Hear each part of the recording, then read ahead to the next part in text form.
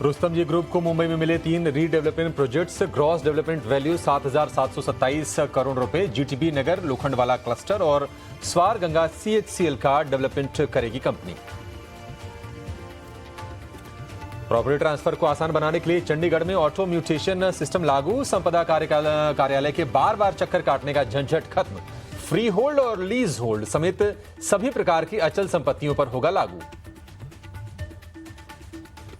ब्याज दर घटने के बावजूद पुणे में जून में घटी घरों की बिक्री। गेरा डेवलपमेंट की रिपोर्ट के मुताबिक पिछले साल के मुकाबले 8% की गिरावट। औसत कीमतों में हालांकि करीब 7.25% की बढ़ोतरी। दुबई में लग्जरी प्रॉपर्टी के रिकॉर्ड तोड़ बिक्री जारी। जून तिमाही में पिछले साल के मुकाबले 52% ज्यादा बिके। $10 मिलियन से ज्यादा के घर, $25 मिलियन से ज्यादा के 22 घरों की बिक्री। सैफ अली खान को 15,000 करोड़ रुपए का तगड़ा झटका। मध्य प्रदेश हाई कोर्ट ने नवाबी संपत्ति का 25 साल पुराना फैसला पलटा। ट्रायल कोर्ट को 1 साल में दोबारा सुनवाई करने के आदेश। और रियल एस्टेट घोटाले में महेश बाबू को लीगल नोटिस। फर्जी प्रोजेक्ट के ब्रांड एम्बेसडर बनने का मामला। साई सूर्या डेवलपर्स के मनी लॉन्ड्रिंग केस में भी हुई पूछताछ।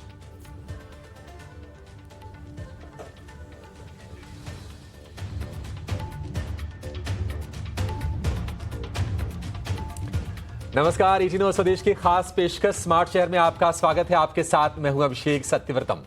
आज का शो हम डेडिकेट करने वाले हैं उन लोगों को जो हर हाल में जल्द से जल्द घर खरीदने का सपना पूरा कर लेना चाहते हैं। दरअसल इसी जल्दबाजी में वो कुछ ऐसी गलतियां कर जाते हैं जिनका खामियाजा जिंदगी भर भुगतना पड़ता है। प्रॉपर्टी खरीदते वक्त लोगों के जहन में यही रहता है कि अभी प्रॉपर्टी नहीं ली तो कभी नहीं मिलेगी। तो कैसे सही प्रॉपर्टी का पता लगाएं और घाटे का सौदा करने से बचें, आज हम इन्हीं मुद्दों पर करेंगे बातचीत। साथ ही घर या प्रॉपर्टी खरीदने से पहले किन बातों का ध्यान रखना चाहिए, इसकी जानकारी भी देंगे। बातचीत के लिए हमारे साथ होंगे Aurum Colonisers and Stride Home Build के फाउंडर अमित राज जैन। इसके अलावा आपको मिलवाएंगे एनबीसीसी के सीएमडी केपी महादेव स्वामी से। लेकिन सबसे पहले देखिए एक खास रिपोर्ट।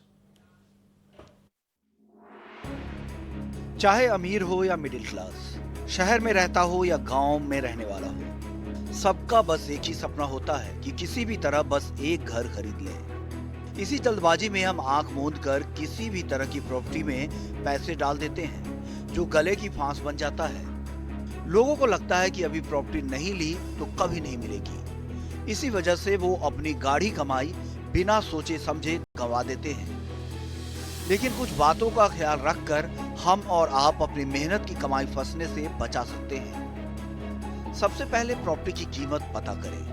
अब आपके लिए ये जानना जरूरी है कि आप जिस प्रॉपर्टी को खरीदने जा रहे हैं वो किसी विवाद में तो नहीं फंसी है। इसके लिए प्रॉपर्टी के सारे पेपर जांच करें। गड़बड़ी महसूस होने पर किसी वकील को दिखाकर तसल्ली कर लें। कई बार लोगों को घर खरीदने की इतनी जल्दी होती है कि कीमत के चक्कर में प्रॉपर्टी या जमीन के दस्तावेज भी नहीं देखते, जिसके बाद में परेशानी हो सकती है। सस्ते के चक्कर में कई बार हम ऐसे इलाके में घर ले लेते हैं जहां भविष्य को लेकर कोई संभावनाएं नहीं होती हैं। इसके लिए जरूरी है मार्केट ट्रेंड को पकड़ना। प्रॉपर्टी लेते वक्त इस बात का ध्यान जरूर रखें कि उसकी भविष्य में क्या संभावनाएं हैं, जैसे मेट्रो, बस, ट्रेन से कनेक्टिविटी कैसी है, स्कूल, अस्पताल या आसपास कोई कमर्शियल प्रोजेक्ट आने वाला है क्या। अगर प्रॉपर्टी ऐसी है कि उसके आसपास डेवलपमेंट नहीं हो रहा है तो बाद में आपको परेशानी झेलनी पड़ सकती है। प्रॉपर्टी की जांच करने और भविष्य में क्या संभावनाएं देखने के बाद बारी आती है अपने बजट की, क्योंकि घर की कीमत के अलावा आपको और भी बहुत सारे ऐसे खर्च होते हैं जो आपका बजट बिगाड़ सकता है, जैसे स्टैंप ड्यूटी, रजिस्ट्रेशन फीस और मेंटेनेंस चार्जेस। ऐसी चीजों के लिए पहले से पैसे जोड़कर रखें। अगर पुरानी प्रॉपर्टी खरीद रहे हैं तो ये भी ध्यान रखें कि उसके मेंटेनेंस में ज्यादा पैसा ना लग जाए। अगर आप ईएमआई पर प्रॉपर्टी खरीद रहे हैं तो ध्यान रखें कि ईएमआई आपकी सैलरी का 40 से 50% से ज्यादा ना हो। प्रॉपर्टी को बने हुए कितने साल हुए इसकी जांच भी जरूर कर लें। साथ ही उसकी गुणवत्ता भी जरूर देखें। इसके अलावा बिल्डर का रिकॉर्ड जरूर चेक कर लें। बिल्डर के पुराने प्रोजेक्ट की डिलीवरी डेट के बारे में भी पता कर लें। फिर भी आपको कोई डाउट लग रहा हो तो आसपास के रियल एस्टेट एजेंट की भी सलाह ले सकते हैं, क्योंकि उन्हें इलाके की कीमतों के ट्रेंड का सही अंदाजा होता है। इन बातों का ख्याल रखकर जब आप अपने सपनों का घर खरीदेंगे तो सच में आप बिना चिंता किए उसमें चैन की नींद सो सकेंगे। ब्यूरो रिपोर्ट, ईटी नाउ, स्वदेश। तो प्रॉपर्टी खरीदने से पहले किस तरह की तैयारी करनी है, घर खरीदते वक्त आप क्या देखें, कैसी चेकलिस्ट होनी चाहिए, क्या आपको होमवर्क करना चाहिए, इन तमाम मुद्दों पर बातचीत करेंगे। हमने रिपोर्ट में आपको बताया कि आप कैसे प्लानिंग कर सकते हैं, लेकिन जरा विस्तार से समझते हैं एक एक्सपर्ट की नज़र से। हमारे साथ हैं अमित राज जैन हैं, जो कि फाउंडर हैं Aurum Colonisers and Stride Home Build के। अमित जी, बहुत शुक्रिया आपका समय देने के लिए। स्वागत है आपका ईटी नाउ स्वदेश पर। सर, प्राथमिकताएं तो सबकी अलग अलग होती हैं और अलग अलग लोगों की पसंद भी होती है, लेकिन फिर भी आप जरा गाइड कीजिए कि जो होम बायर्स हैं, जो पहली बार घर खरीदने जा रहे हैं, उनकी चेकलिस्ट क्या होनी चाहिए, सबसे पहले क्या देखना चाहिए, पहला जो कदम होना चाहिए घर खरीदने की दिशा में, वो कैसे उठाएं? देखिए, सबसे पहला कदम रियल एस्टेट में बोलते हैं, तीन चीजें इंपॉर्टेंट है, लोकेशन, लोकेशन और लोकेशन। आपको घर खरीदने से पहले सबसे पहले ये देखना है कि आप किस लोकेशन में जाना चाहते हैं। आपको ये डिसाइड करना है कि आपको गुड़गांव जाना है, फरीदाबाद जाना है, नोएडा जाना है, कुंडली जाना है, बहादुरगढ़ जाना है या दिल्ली में रहना है। और फिर उसके बाद माइक्रो मार्केट में देखना है।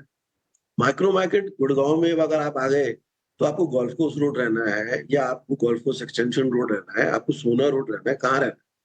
सबसे पहले आपको लोकेशन एक आइडेंटिफाई करनी है।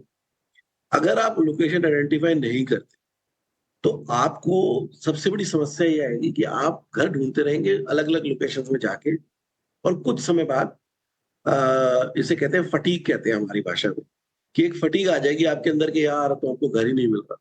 और उस वक्त आप बिल्कुल एक ऐसे इंसान बन जाएंगे कि जिसको आराम से बेवकूफ बनाया जा सकता है। आप अपनी जो काम करने की जगह है उसको लेकर, या जो आपकी कोई भी अदर रिक्वायरमेंट है, बच्चों का स्कूल किधर है, आपकी वाइफ का ऑफिस किधर है, इन सारे फैक्टर्स को ध्यान में रख के एक लोकेशन पहले डिसाइड करें।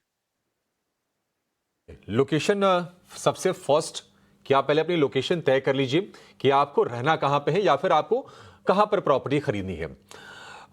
मिस्टर जैन, अब इसके बाद एक चीज और आती है कि पेपर्स की।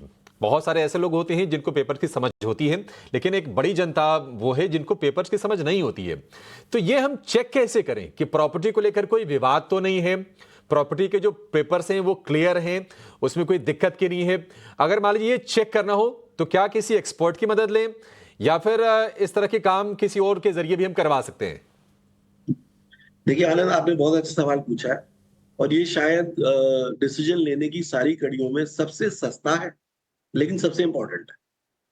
आप ये मानिए कि आप अपनी जिंदगी भर की कमाई एक प्रोजेक्ट में लगा रहे हैं या एक मकान में लगा रहे हैं। आपको क्या जाता है, आप 20,000 25,000 रुपए खर्च के आप करोड़ों का, लाखों का फ्लैट खरीद रहे हैं, प्लॉट खरीद रहे हैं। सिर्फ 15-20 हजार रुपए में, 25,000 रुपए में आपको एक अच्छे लॉयर से ड्यू डिलिजेंस करानी ही चाहिए। आधे से ज्यादा लोग जो आपके चैनल पार्टनर ब्रोकर है उसकी ड्यू डिलिजेंस पे भरोसा करते हैं और अपनी अपनी अकल लगाना शुरू कर देते हैं। सेलर की आंखों से कागज देखना शुरू कर देते हैं, जो कि कंप्लीटली गलत। अगर आप एक बिल्डर से मकान खरीद रहे हैं जो कि अंडर कंस्ट्रक्शन है, ऐसी सिचुएशन में भी आपको अब थोड़ा अच्छा खबर आ गया है रेरा के आने के बाद कि रेरा उन्हीं ही प्रोजेक्ट्स को अप्रूवल देती है जिनमें सारे अप्रूवल्स हैं। लेकिन कुछ ऐसे प्रोजेक्ट्स हैं जो रेरा से बाहर हैं, जो कि बन चुके हैं। ऐसे में आपको एक वकील की मदद जरूर लेनी चाहिए, और ज्यादा खर्चा नहीं है, आपकी मकान की कॉस्ट का सिर्फ फ्रैक्शन। बिल्कुल, एक्सपर्ट एडवाइस बहुत जरूरी है। आप इसमें कोई प्रॉपर्टी लॉयर हो उसके जरिए आप संपर्क कीजिए, वो पूरा ड्यू डिलिजेंस करेगा और जांच के आपको बता देगा कि वो प्रॉपर्टी कोई विवाद में नहीं है, उसके सारे के सारे जो एनओसीज हैं, जो क्लियरेंसेस हैं, सारे के सारे ओके हैं, ये वो सुनिश्चित कर देगा। तीसरी चीज आती है कि अगर आपको प्रॉपर्टी फाइनेंस करवानी है, मिस्टर जैन, मान लीजिए अगर हम फाइनेंस करवाने जा रहे हैं प्रॉपर्टी, जाहिर सी बात है कि मतलब बड़ी जो तादाद है वो तो लोग किसी बैंक, किसी एनबीएफसी के जरिए फाइनेंस ही करवाते हैं, उसमें क्या सावधानी बरतनी चाहिए और क्या देखना चाहिए? देखिए, फाइनेंस में लकीली बहुत ज्यादा सावधानी बरतने की जरूरत नहीं है। जी। फाइनेंस का आप रेट देखिए, कोशिश करें आप जो ब्रांडेड अच्छे लेंडर्स हैं उनके पास जाइए, जैसे एचडीएफसी है, आईसीआईसीआई है, जो बैंक्स हैं। अगर मान लीजिए आपकी एलिजिबिलिटी वहां नहीं बन रही है, तब आपको एनबीएफसी में जाने की जरूरत है, क्योंकि एनबीएफसी जैसे Indiabulls, Bajaj Home Finance, इन लोगों का रेट ऑफ इंटरेस्ट थोड़ा ज्यादा होता है। बाकी सर्विस वाइज मोस्टली बैंक्स जो एचएफसी है, हाउसिंग फाइनेंस कंपनीज है, ये आपको अच्छा होम लोन अच्छे रेट्स पर प्रोवाइड करते हैं, अगर आपकी एलिजिबिलिटी बन रही है। इसमें आपको ये देखना है कि आपकी सैलरी का 40 से 50% ही बैंक ईएमआई के लिए कंसिडर करता है। एग्जाम्पल, आपकी सैलरी 2 लाख रुपए महीना है और तो इसका मतलब आप लगभग 80 से 1 लाख, 80,000 से लेके 1 लाख तक का ईएमआई भर सकते हैं।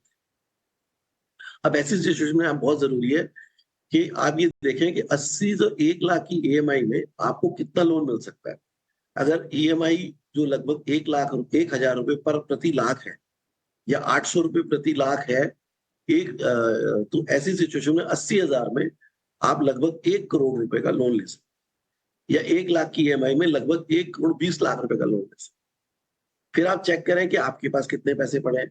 अगर आपके पास 50 लाख रुपए पड़े हैं, तो आप सेफली 1,60,000 से लेके 1,65,000 रुपए का मकान खरीद सकते हैं। एक और चीज आती है, अब तो काफी ज्यादा ये पॉपुलर भी हो रहा है कि लोग प्रॉपर्टी इंश्योरेंस भी करवाते हैं, यानी कि प्रॉपर्टी बीमा भी लेते हैं। आप एक बार जरा बताएंगे कि ये लेना कितना जरूरी है और इसके बड़े फायदे क्या होते हैं? देखिए, प्रॉपर्टी इंश्योरेंस मोस्टली अगर आप बैंक फाइनेंस ले रहे हैं तो बैंक आपको इंश्योरेंस लेने पे बाध्य करता है, क्योंकि उसको एक रिस्क रहता है कि आप ईएमआई दे रहे हैं लगभग 15 से 20 साल, तो वो आपको इंश्योरेंस लेने के लिए बाध्य करेगा। बाकी इंश्योरेंस लेना जनरली, अगर आप ग्रुप हाउसिंग में ले रहे हैं तो इंश्योरेंस लेना मैंडेटरी होता है, लेकिन अगर आप एक प्लॉट खरीद रहे हैं या एक फ्लोर खरीद रहे हैं, वहां पे जरूरी नहीं। ठीक है। जैन साहब, एक मामला भी आया था ये सैफ अली खान का जुड़ा हुआ, कि जो हाईकोर्ट से झटका लगा है इनकी पुश्तैनी प्रॉपर्टी को लेकर, 15,000 करोड़ रुपए की वैल्यू थी और इसको एनिमी प्रॉपर्टी कहा गया और निचली अदालत को आदेश दिया गया कि फिर से सुनवाई करें। जरा बताएंगे कि ये होती क्या है एनिमी प्रॉपर्टी, कौन सी प्रॉपर्टी को एनिमी प्रॉपर्टी कहा जाता है? देखिए, एनिमी प्रॉपर्टी दिल्ली में बहुत कम है जी। एनिमी प्रॉपर्टी एक्चुअली अब उसका ज्यादा रेलेवेंस रह नहीं गया एक एवरेज होम बायर की लाइफ में।